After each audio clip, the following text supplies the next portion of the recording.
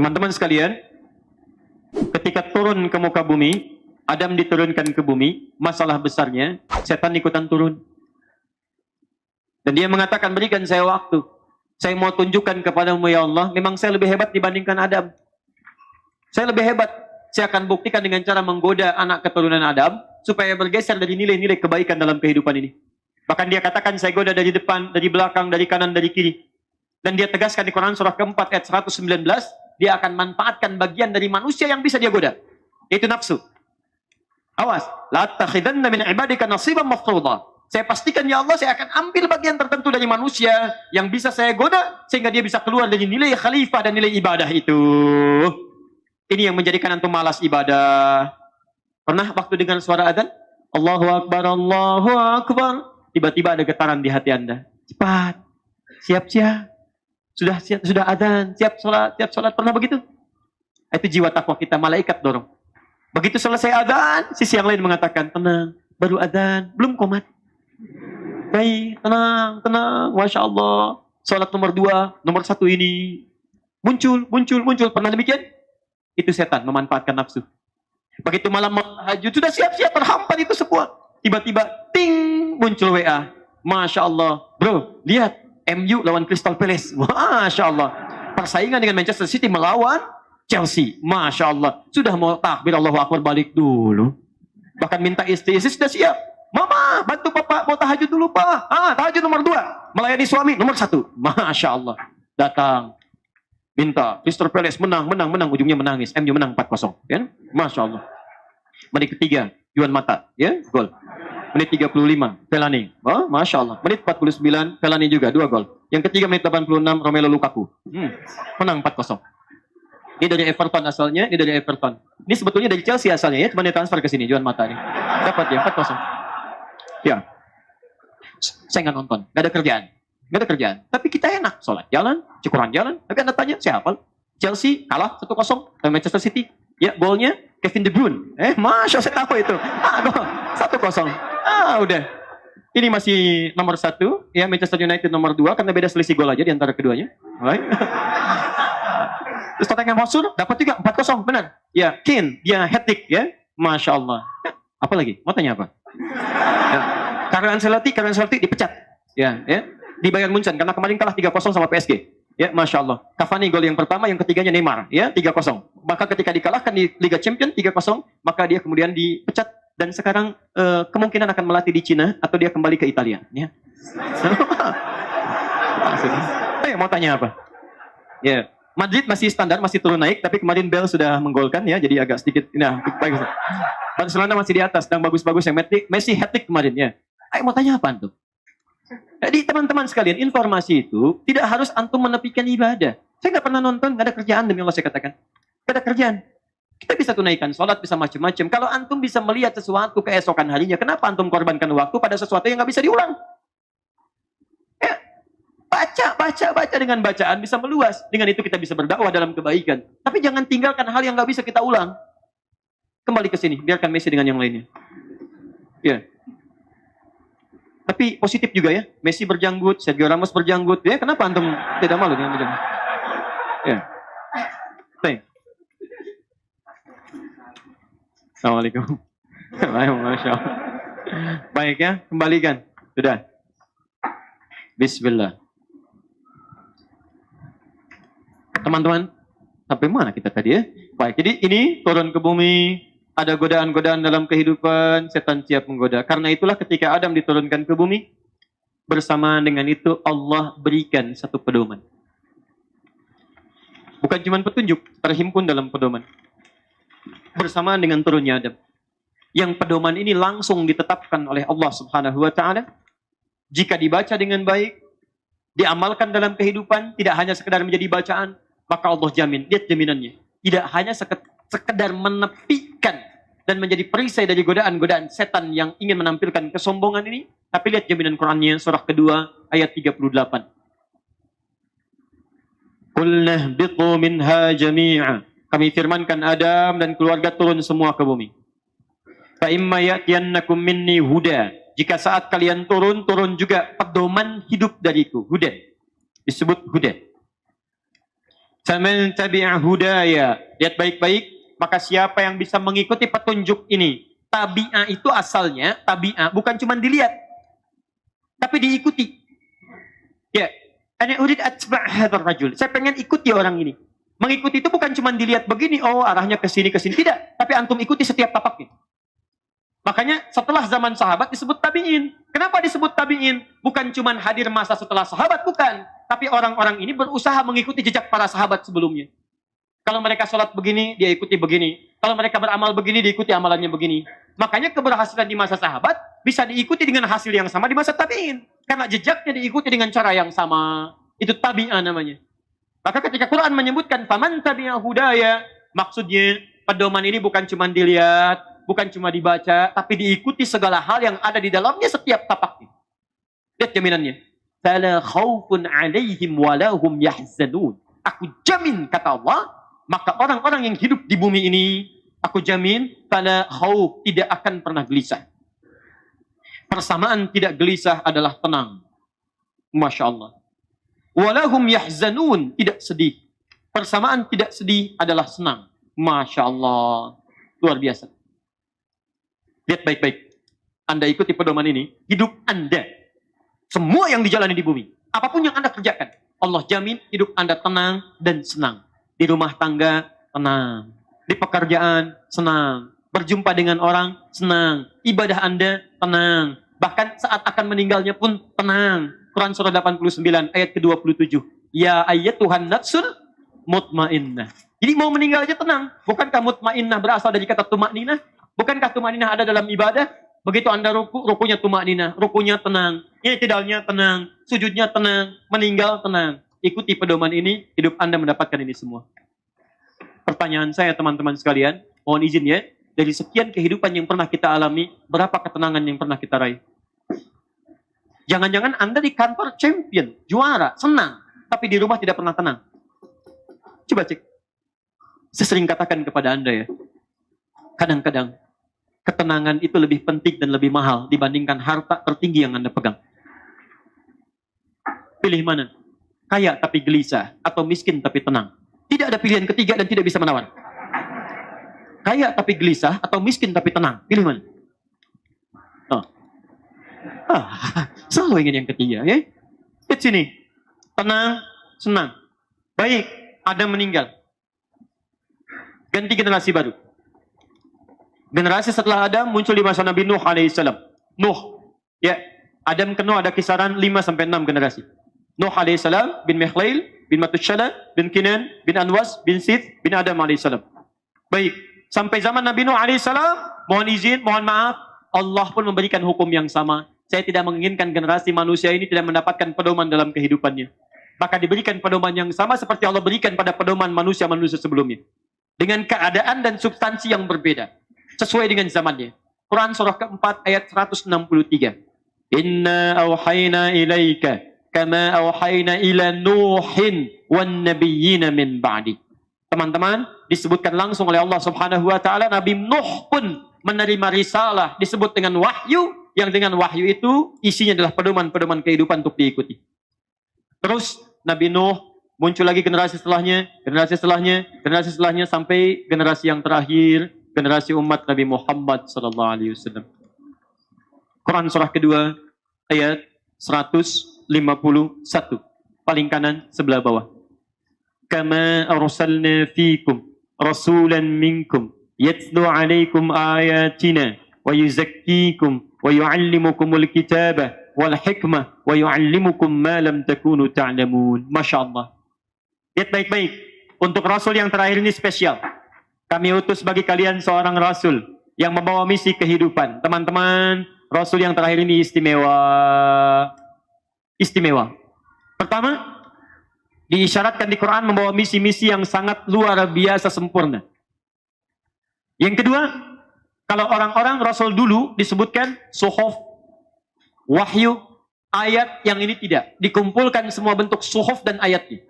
Musa suhuf, Ibrahim suhuf, suhuf fi Ibrahim wa Musa. Suhuf itu cuma lembaran. Nuh wahyu. Inna auhayna ilaika kama auhayna. Ya, auhayna ila Nuhin wa nabiyyina min ba'di. Kami wahyukan pada Nuh. Wahyu, wahyu, wahyu. Nabi Muhammad wujudnya beda. Lihat baik-baik.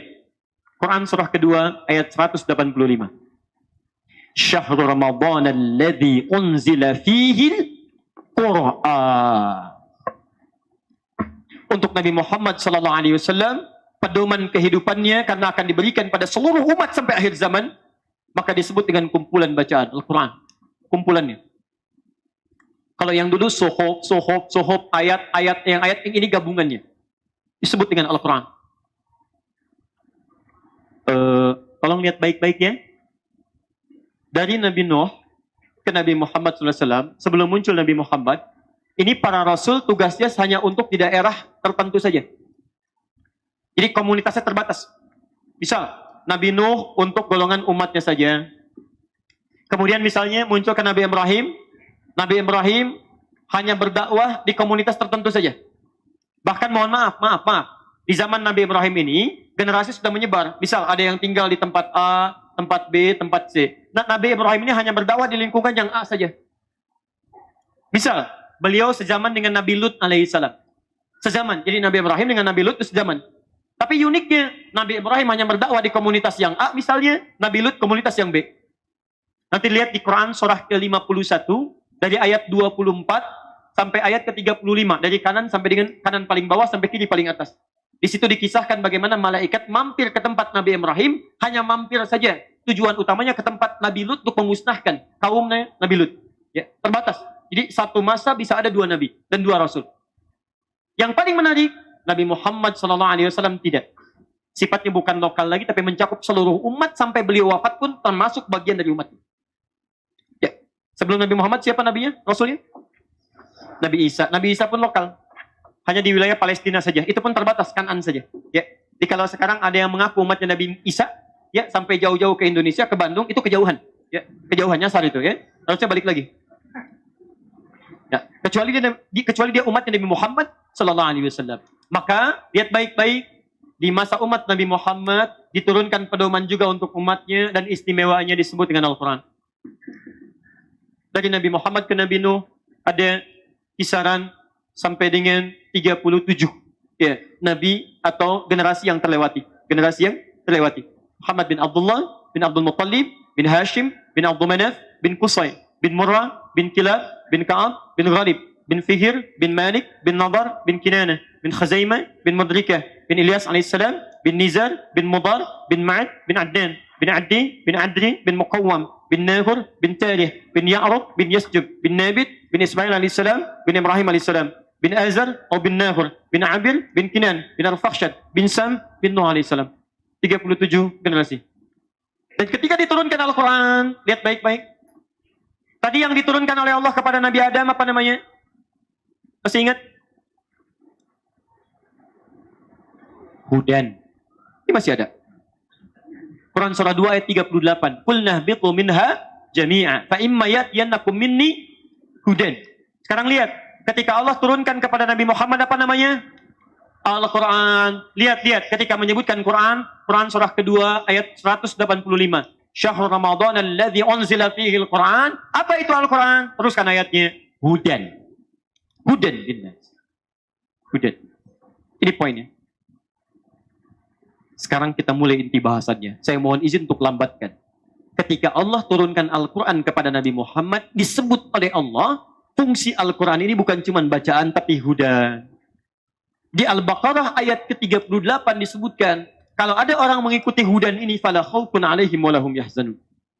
Kalau saya naikkan ke atas menjadi persamaan, Quran sama dengan hudan. Diikuti hudan ini, maka hidup Anda tenang dan hidup Anda senang. Apapun profesi Anda, dimanapun Anda tinggal. Kalau saya bikin persamaan lebih dahsyat lagi, lihat, ini sama dengan, ini sama dengan. Berarti, orang yang mengikuti tuntunan Al-Quran, dia bisa mendapatkan ketenangan, kesenangan dalam kehidupannya. Artinya, dari Al-Fatihah sampai dengan An-Nas, itu bukan sekedar kitab bacaan, tapi semua isinya adalah petunjuk kehidupan kita. Al-Fatihah ada petunjuk di situ. Al-Baqarah ada petunjuk di situ. Anda ikuti teman-teman sekalian, hidup Anda tenang, hidup Anda senang. Bukti. Kita masuk pada bagian yang kedua. Saya tulis jahiliyah. Kisaran 600 Masehi. baik-baik. Orang jahiliyah kasar tidak? Kasar. Orang jahiliyah pencela bukan? Pemukul bukan? Pertanyaan saya, kalau antum hidup di tengah-tengah para pencela, tenang tidak? Tidak, antum baru keluar dari dicela. Begitu baru keluar, Masya Allah, udah dicela. Soleh, padahal namanya Doni misalnya. Ya, lihat. Antum hidup di tengah para pemukul, tenang tidak? Tidak, begitu keluar, udah dipukul. Gak enak. Lihat baik-baik teman-teman sekalian, hidup zaman jahiliyah, gak ada yang tenang. Gak ada yang tenang. Setiap hari pukulan, tiap hari celaan, tiap hari bunuh-bunuhan, tiap hari kasar, luar biasa. Sekarang lihat baik-baik ya, lihat baik-baik. Kedua, tesis kedua. Orang jahiliyah maju atau terbelakang? Terbelakang. Dikenal di dunia? Tidak. Pada saat itu sudah ada Romawi, sudah ada Persia. Mereka menguasai imperium dunia. Romawi, Persia. Bahkan Arab dibagi dua bagian. Ada yang dikuasai oleh Persia, ada yang dikuasai oleh Romawi. Jadi intinya, ini hidup dalam keadaan yang sangat gelap dan tindakan kriminal yang luar biasa buruknya. Pertanyaan kami, lihat baik-baik. Ketika Quran turun di masa itu, diturunkan pada Nabi Muhammad SAW. Diajarkan Al-Quran pada orang-orang ini. Dan diikuti oleh mereka. Lihat rumusnya. Lihat, kembalikan pada ayat tadi. Faman tabi'a hudaya. Diikuti, bukan cuma dibaca. Nabi bacakan, Nabi ajarkan, turun ayat Iqra, baca Nabi. Setelah Nabi baca, dipahami dengan baik, ajarkan pada umatku. Turun Quran surah Al-Mudaththir. Ya ayyuhal mudaththir, qum fa'anzir, wa rabbaka fakabbir, wa thiyabaka fatahhir. Dan seterusnya ayat. Apa yang terjadi? Saya tanya pada Anda. Maaf baik-baik ya. Lihat baik-baik. Orang jahiliyah sebelum turun Quran kasar tidak? Kasar. Setelah diajarkan Quran kasar atau lembut? Lembut. Setelah turun Al-Quran pencela atau pecinta? Pecinta. Pemukul atau perangkul? Perangkul. Maaf teman-teman. Maju atau mundur? Maju, terbelakang atau tampil di dunia? Tampil. Romawi kalah, Persia kalah. Lihat baik-baik. Manusia tipe terbelakang. Allah pilih zaman jahiliyah untuk menunjukkan bagaimana hebatnya isi Al-Quran. Bisa Allah turunkan langsung di Romawi. Bisa di Persia. Cuman antum tidak akan melihat bagaimana dahsyatnya Quran ketika itu diturunkan. Dipilih jahiliyah, paling terbelakang, paling buruk akhlaknya, paling jahat perilakunya, paling terbelakang keadaannya. Turun Quran, jadi manusia paling maju. Masya Allah. Jadi manusia paling baik. Jadi manusia paling mulia. Dulu pelitnya luar biasa. Tapi begitu belajar dari Al-Quran, bagaimana caranya satu kurma bisa bermanfaat bagi saudara saya. Antum pernah dengar banyak kisah bagaimana orang kehausan. Tiba-tiba mau diberi minum, dia tunjukkan pada saudaranya. Dia saja duluan. Dia saja duluan. Dia saja duluan. Sampai tidak ada yang minum satupun, meninggal dunia dalam keadaan tidak minum satupun. Untuk saudaranya. Ada orang datang dari Mekah ke Madinah.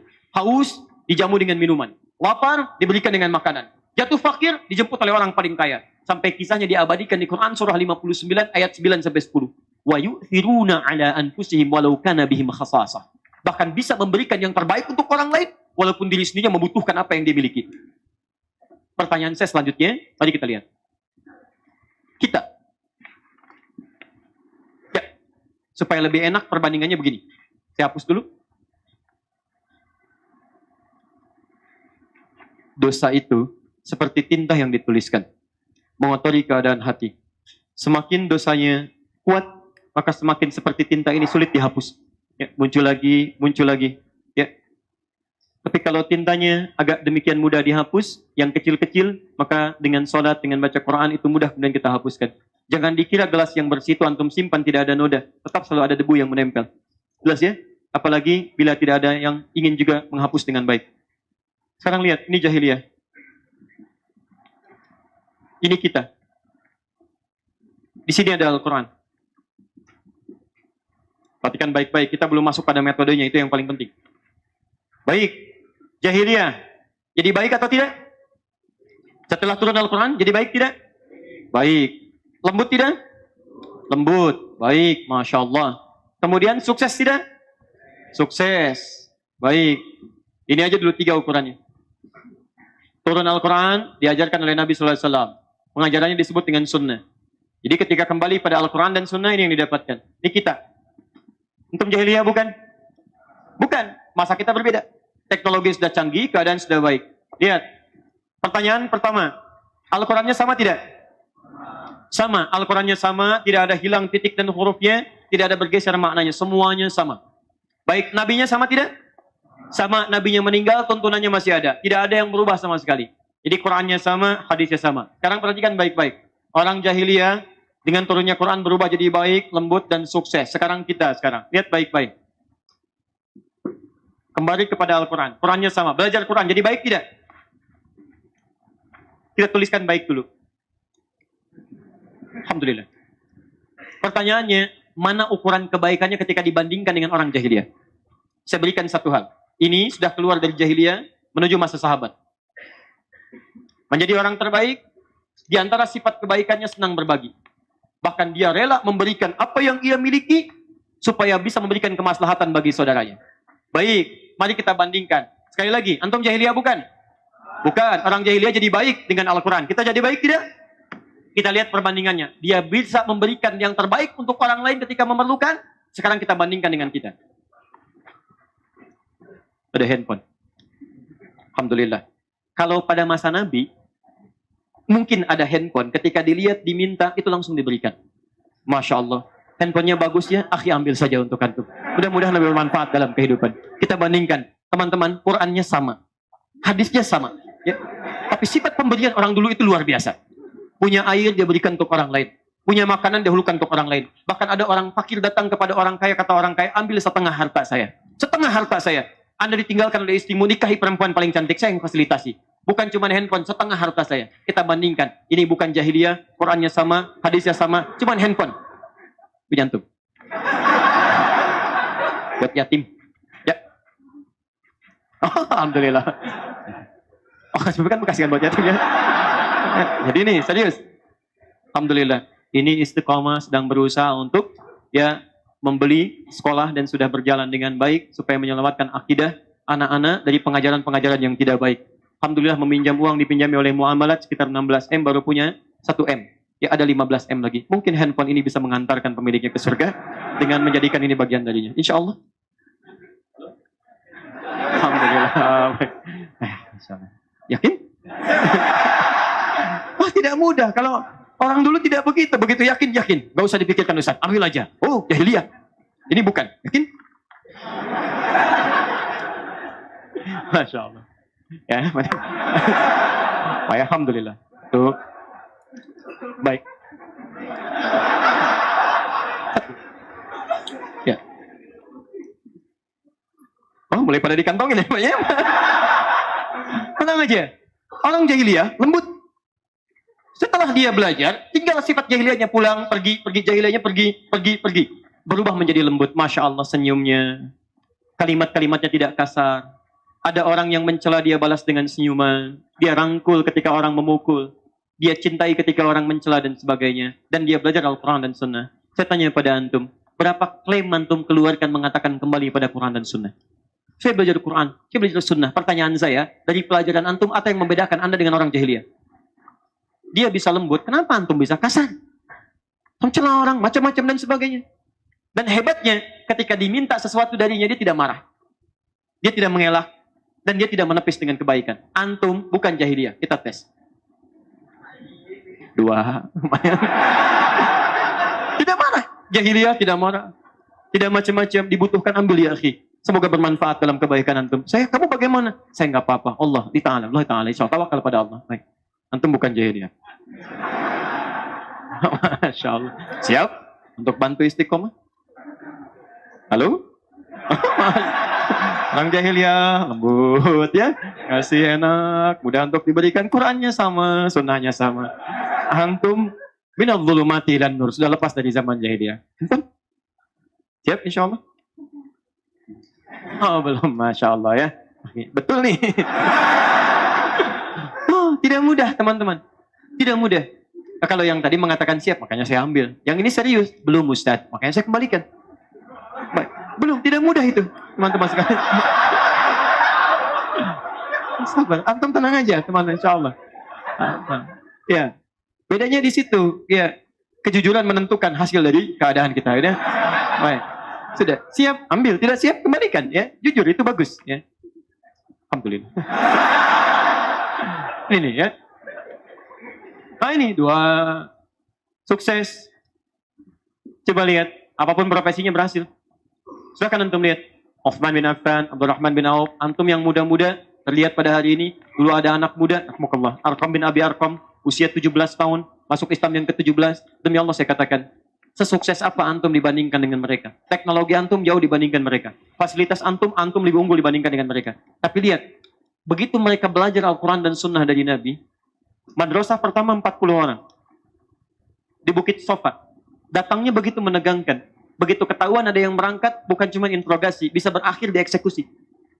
Demi Allah saya katakan, bisa dieksekusi. Tapi mereka semangat untuk berangkat, belajar dari Nabi. Dan hebatnya semangat untuk mengikuti ta'lim Nabi SAW. Dan Nabi paling nyampaikan satu ayat, satu hadis. Antum kurang apa lagi? Apa antum datang ke sini ada yang menginterogasi? Apa dieksekusi? Kurang apa lagi? Ya tempatnya datang begitu enaknya, parkirnya juga nyaman, keadaan nikmat, usahanya datang sendiri, nerangin sendiri, nulis buku sendiri, nyetak sendiri, dibagiin gratis, live juga. Masya Allah. Dan yang disampaikan bukan cuma 1-2 ayat, banyak ayat dituliskan. Apa dengan semua ini belum menarik antum untuk mau belajar? Dan yang lebih hebat bandingkan dengan mereka. Setiap satu orang dari 40 orang ini menjejak bumi, maka yang bumi yang dipijak oleh mereka, jadilah kemudian menampakkan kesuksesan dalam pekerjaan mereka. Lihat pelan-pelan. Utsman sukses jadi pengusaha. Abdurrahman bin Auf sukses pengusaha. Amr bin As sukses kemudian jadi diplomat, jadi birokrat, sampai tingkat yang paling tinggi. Teman-teman, semua usaha mereka ketika dikerjakan, mendapat pengajaran dari Nabi, berhasil semuanya. Dan hebatnya, keberhasilan ini tidak untuk pribadi. Setiap tempat yang mereka pijak, semuanya pun berhasil dirubah menjadi lebih baik tempat. Amr bin As, ekspedisi dari Afrika Utara, Mesir, Libya, Tunisia, Maroko, Aljazair, sampai ke Syam, ke bumi Syam. Berkiblat di Syria kemudian. Kalau sekarang Syam ada 4 negara. Ya, Yordania, Lebanon, kemudian Palestina, dan Syria. Apa yang terjadi sampai hari ini? Maaf, Mesir, Islam. Libya, Islam. Maroko, Islam. Tunisia, Islam. Aljazair, Islam. Bahkan masanya Musa bin Nusair, Afrika semua Muslim. Musa bin Nusair. Sampai datang orang Spanyol. Ya, minta bantuan kepada Musa bin Nusair supaya dibebaskan dari penjajahan Raja Rodrik yang sangat zalim pada saat itu. Maka dikirim Tariq bin Ziyad dengan 10.000 orang tentaranya. Datang ke sana untuk membantu, untuk membuka, bukan untuk menjajah. Membuka. Fatah, futuhat. Sampai ke sana, di satu selat beliau kemudian berdiri, menghadap pasukannya, bakar semua kapal itu, bakar. Maka beliau katakan dengan bahasa yang sangat heroik, depan kalian ada syahadah, belakang kematian, di belakang kalian ada kematian. Pilih mana? Kalian mendapatkan syahadah mati syahid, atau kalian ingin kematian? Kalau mau mati, silakan berenang kembali ke Afrika Utara.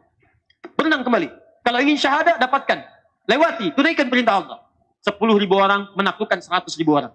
Sampai saking hebatnya, saking baiknya pasukan muslim, maaf, tidak melukai anak-anak kecil, tidak melukai orang sepuh, tumbuhan dijaga, pepohonan tidak dirusak, sampai begitu bisa dibantu orang Spanyol, mau kembali lagi Tariq bin Ziyad, kata mereka, tolong jangan kembali, bantu kami supaya berkembang di Spanyol ini.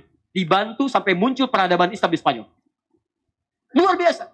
Sampai sekarang diabadikan serat Gibraltar. Gibraltar itu dari nama Tariq bin Ziyad. Tariq bin Ziyad. Jabal Tariq, berhenti di selat, naik ke atas bukit. Jabal bahasa Arabnya Jabal, gunung. Tar, dari kata Tariq, orang sana menyebutnya Gibraltar, Jabal Tariq, diabadikan sampai sekarang.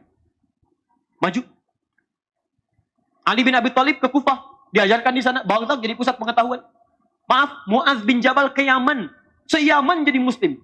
Cuma 3 tahun menghilangkan kemiskinan di Yaman. Teman-teman sekalian, ada ekspedisi dilakukan di Ethiopia tahun 615 Masehi. Sebagian sahabat hijrah kemudian ke Ethiopia di bawah kepemimpinan Raja Najasyi. Ada satu orang yang ikut, beberapa ikut dalam ekspedisi ini ke Cina. Mampir di Baros, 414 km dari kota Medan. Singgah satu di sini, kemudian menyampaikan risalah Islam. Yang terjadi apa? Muncul ulama berikutnya, muncul kampung Islam, menyebar keislaman, terjadilah Nusantara. Ada Indonesia, ada Malaysia, ada Brunei, ada Filipina bagian selatan, ada kemudian Thailand bagian selatan, ada Rohingya dengan Rakhine tempatnya. Itu Masya Allah, Muslim. Muslim. Dan berhasil. Berhasil. Silahkan antum lihat. Yang jadi pengusaha, dahsyat. Asetnya sampai sekarang masih ada. Maaf, yang jadi kemudian pemimpin, dahsyat. Sampai sekarang keteladanannya ditiru. Bahkan siapa orang pertama kali? Presiden Khalifah pertama kali yang menerapkan rumus belusukan itu Umar bin Khattab. Dan tidak pernah membawa kamera dalam belusukannya. Tapi setelah 15 abad, dikenal sampai sekarang. Masih diingat kisahnya. Silahkan lihat. Antum cek teman-teman sekalian. Ketua dewannya ada, pembagiannya ada, musyawarahnya ada. Masya Allah. Ada semuanya. Begitu sakit, yang lainnya nengok. Dan tidak pernah sakitnya diinfus. Kemudian ada alat pendeteksinya, macam-macam dan sebagainya. Itu tidak ada. Tidak ada. Biasa saja. Kenapa? Di orang dulu itu nikmat. Begitu sakit, cepat sembuhnya. Begitu sehat, sehatnya ada kebaikan. Begitu ada kemudahan, didapatkan. Begitu ada kesulitan, dapat kemudahannya. Berhasil semuanya. Pertanyaannya, antum yang sekarang sesukses apa? Abdurrahman bin Auf, modalnya cuma pakaian. Hijrah ke Madinah. Belajar bisnis dari Nabi, diajarkan manajemen bisnis, diturunkan nilai Al-Quran. Diajarkan lewat sunnah. Tahu apa yang terjadi? 3 bulan, jadi orang nomor 3 paling kaya di Madinah. Setahun, jadi orang paling kaya di Madinah. Kapaknya terbuat dari emas. Cuman setahun jadi orang paling kaya. Kapaknya terbuat dari emas. Saya tanya pada antum, Qurannya sama, hadisnya sama, ayat-ayatnya nggak berubah, ajaran hadisnya dibukukan. Kenapa antum tidak bisa meraih hal yang sama? Saya sering katakan pada anda, orang paling kaya sekarang itu Bill Gates. Istrinya namanya Melinda Gates. Hartanya 1.300 triliun. Tapi nggak sebanding dengan Abdurrahman bin Auf. Abdurrahman bin Auf kapaknya terbuat dari emas. Bill Gates belum tentu punya kapak. SMS anda tanyakan, punya kapak nggak? Belum tentu. Teman-teman, apa yang salah? Nah, barangkali cara kita berinteraksi dengan Al-Quran, dengan sunnah, tidak seperti orang dulu mempraktekannya. Mungkin sekarang cuma jadi koleksian, begitu dipajang. Atau ada semangat untuk menghafal Al-Quran, cuma lomba-lomba semangatnya aja. Kadang-kadang rebutan gengsi. Di sana ada rumah Quran, sini bangun rumah Quran. Sana menghafal, sini menghafal. Pertanyaan saya, dari sekian para penghafal Quran itu, berapa yang tertanam Quran dalam dirinya? Jangan-jangan Quran cuma jadi bacaan. Ramai disampaikan. Kagum dengan hafalan dan sebagainya, tapi tidak membumi dalam kehidupan kita. Kan di Quran itu ada ayat tentang mata. Kenapa ayatnya cuma dibacakan di lisan, tidak sampai ke mata? Harusnya ayat mata itu nyangkut di mata. Jadi begitu mata ini memandang, mata ini dibimbing oleh ayat Quran. Begitu mau melihat, turun ayatnya. Qul lil mu'minina yaghuddu min absarihim. Katakan, hai orang-orang beriman, lihat yang baik-baik. Jadi begitu Anda melihat yang tidak baik, langsung ayatnya turun, palingkan pada yang baik. Itu ayatnya. Harusnya begitu. Mulut Anda dibimbing oleh ayat-ayat tentang lisan. Ada orang marah, turun ayatnya. Awas ya ayyuhalladzina amanu la yasraq qaumun qaum. Hai orang-orang beriman, jangan saling mencela, jangan dibalas dengan celaan. Jangan dicela. Jadi ketika Anda tidak mencela, bukan karena Anda tak mampu mencela, ayatnya membimbing Anda untuk jangan mencela. Jangan berdusta. Jangan bohong. Katakan yang baik. Lihat teman-teman. Anda mau jalan, ayatnya turun. Wa ibadur rahmanil ladzina yamshuna 'alal ardi hauna. Tangan mau bergerak, dibimbing oleh ayatnya. Itu maksudnya. Itu yang kita butuhkan. Jadi Quran lahir dalam karakter kehidupan, tidak sekadar menjadi ayat yang tertuang di lisan dan dituliskan dalam bentuk khusus. Ini poin. Jadi jadilah mereka manusia Qurani. Dibawa dalam dunia usaha. Dibawa dalam dunia kehidupan. Dalam birokrasi dan sebagainya. Nah sekarang pertanyaannya, bagaimana cara kita menghadirkan itu semua sehingga bisa diterapkan dalam kehidupan kita? Itu inti pembahasan kita.